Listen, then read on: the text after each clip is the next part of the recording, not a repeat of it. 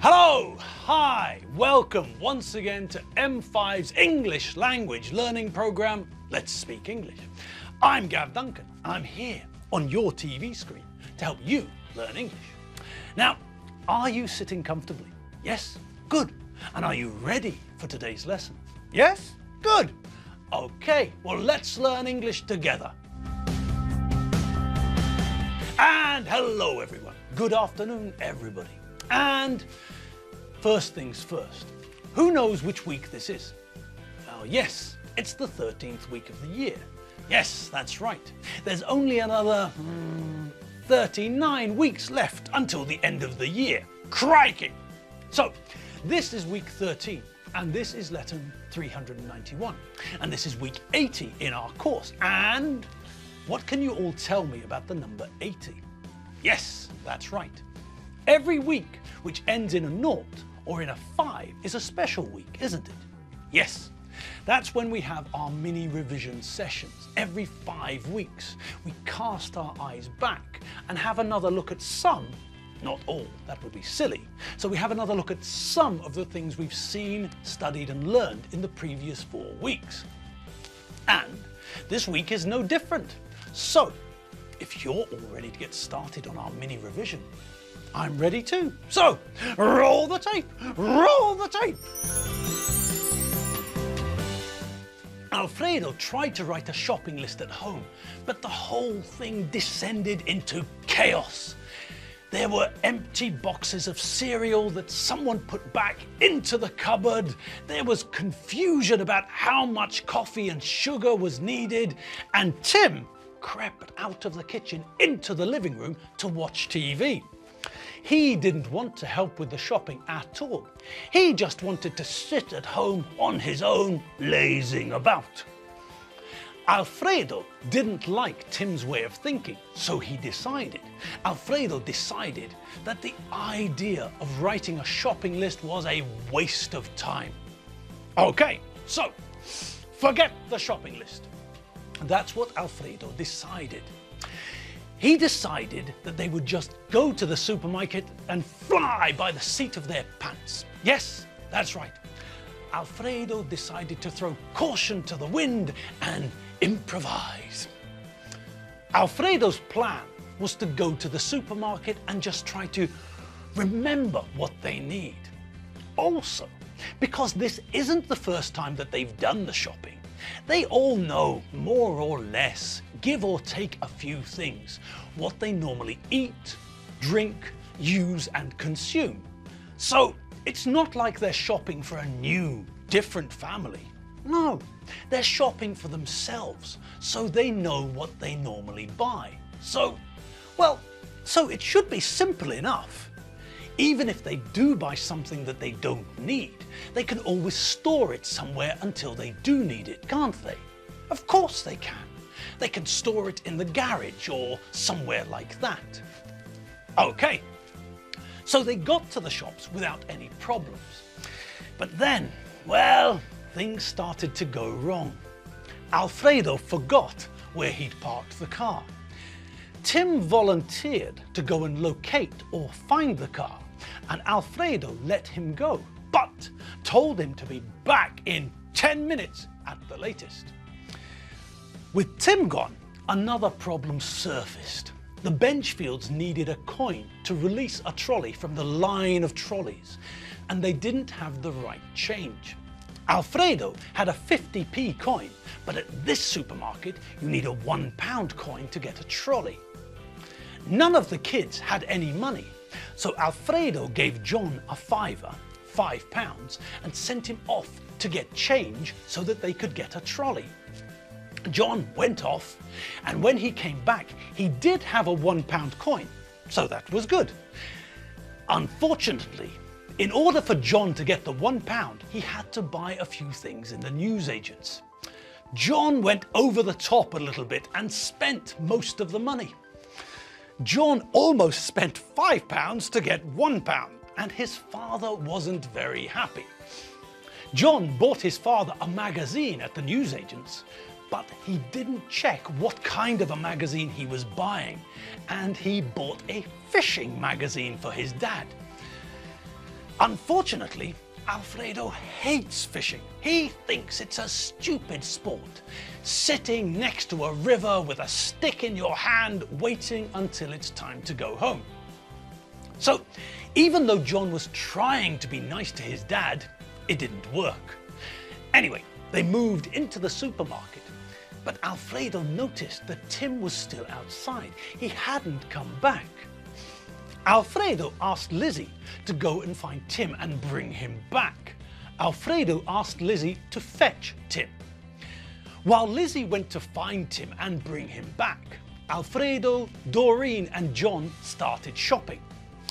The idea was that when Lizzie and Tim came back into the supermarket, they would look for the others and then they'd all continue the shopping. So far, so good. And for a while, things went very well. Alfredo, Doreen and John started in the fruit and veg section, and with Doreen guiding them, Doreen knows her onions about fruit and veg, the Benchfields started to make progress. Meanwhile, however, Lizzie had found Tim, and there was something fishy going on. Lizzie found Tim talking to Eddie Finn, the local bad boy, and immediately she sensed that there was something not right about the situation. She was suspicious of Eddie and Tim and thought that they were up to something. She asked Tim what Eddie said to him, and Tim told her very aggressively to mind your own business. Tim also told Lizzie to keep her mouth shut and not tell their dad about his conversation with Eddie. Back in the supermarket, Alfredo was getting impatient. He wanted to know where Lizzie and Tim were. So, leaving Doreen in charge of John, he went off to try and find Lizzie and Tim. Alfredo was looking for Lizzie and Tim when he found himself in the cheese section. Now, Alfredo likes cheese. I mean, he really likes cheese. Really, really. Alfredo is a cheese nut. He loves the stuff. So, he started to pick up the cheese that he wanted to buy. His arms were full of cheese because the trolley was with Doreen and John. Alfredo didn't have a trolley, so he just piled the cheese up in his arms, higher and higher. Now, Alfredo had a problem in that he couldn't find the pecorino. He found a shop assistant and asked the shop assistant where the pecorino was. But the shop assistant couldn't help. He didn't work in the cheese section. He was just passing through. But the assistant offered to find out for Alfredo and went off to find someone from the cheese section. When the shop assistant came back, however, he didn't have any information. He only had a basket. The shop assistant explained that he couldn't find anyone to ask, but he brought a basket for Alfredo to put the cheese into. Alfredo wasn't happy with the shop assistant and he turned away. But because of all the cheese he had in his arms, Alfredo couldn't see where he was going and he fell over into a load of smelly French cheese. Poor Alfredo. He was sitting in the middle of the cheese aisle, covered in cheese, smelling worse than a homeless dinosaur's armpit. And that's when the kids all turned up. So, the family was back together, but Alfredo had had enough. He decided that it was time to stop the shop and told the kids that they were going home. He ordered the kids back to the car. Doreen and John were very reluctant to leave. Doreen explained that the shopping was almost finished. While Alfredo had been collecting cheese and falling over, Doreen and John had been doing the shopping, and now the trolley was almost full and most of the shopping was finished. Doreen and John argued logically that it would be a waste of time to leave the shopping trolley and just go home. They persuaded their dad that the best thing was to finish the shopping, to go to the cashier right away and then go home. That way, as they argued, the whole afternoon wouldn't have been wasted. This way, they almost finished the shopping, so their time wasn't wasted. The shopping trip wasn't pointless. Alfredo saw the logic of what they were saying, and so off they all went, all of them, to the checkout.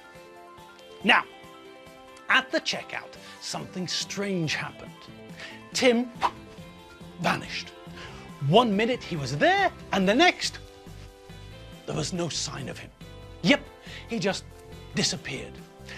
And then, when everyone started looking for him, suddenly there was a commotion, a chaotic kerfuffle in the canned comestible section. Everyone rushed to see what was going on. Well, now that's not 100% true, is it? Almost everyone rushed to see what was going on, but Lizzie went in the other direction, didn't she? So, when we caught up with Tim, he was flopping about on the floor like a lunatic, screaming that his brain was exploding. After things had calmed down a bit, Alfredo asked Tim what was going on, but Tim couldn't or wouldn't explain. And then someone turned up, didn't they? Yes. 1 minute, the family was looking at Tim, and Doreen and John were talking about how sad it was that their brother had gone mad. And the next minute, Dave Squid the policeman, was there, standing next to them. Looking back, it seems like this was the straw that broke the camel's back. Alfredo's brain went a bit tonto. Alfredo's brain had been under a lot of stress all day long, and his brain had reached its limit. So even though Dave wasn't causing any problems, when Dave appeared, this, for Alfredo, was the last straw, and his brain shut down. Part of the reason that Alfredo's brain shut down was the fact that Dave told him some things which confused him. Dave told Alfredo that the security manager asked for help from the police. And the reason that the manager called the police was because a shopper had provided or given him information about something. That shopper was Lizzie Benchfield, Alfredo's eldest daughter. Alfredo thought that Lizzie's head was full of daft spy stories, and that's why she was always so suspicious.